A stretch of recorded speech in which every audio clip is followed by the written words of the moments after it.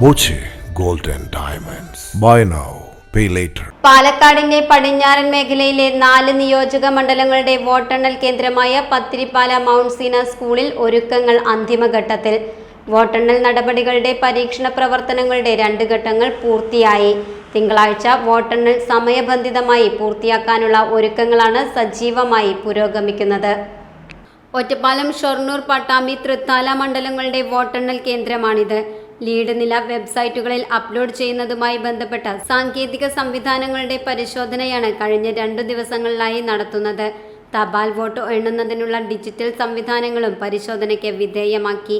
ഒറ്റപ്പാലം നിയോജക മണ്ഡലത്തിലെ 238 ബൂത്തുകളിലെ വോട്ടുകൾ എണ്ണുന്നതിന് 2 ഹാളുകളിലായി 18 മേശകളുണ്ടാകും. ഷൊർണൂർ നിയോജക മണ്ഡലത്തിലെ 225 ബൂത്തുകളിലെ വോട്ടുകൾ എണ്ണുന്നതിന് 2 ഹാളുകളിലായി 19 മേശകൾ സജ്ജം.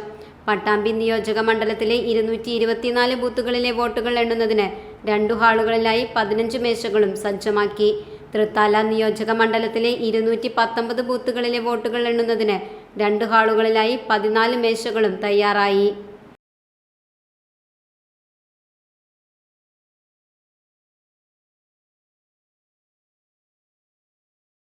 Time kids pre school, Mannannur road, Vaniyamkulam.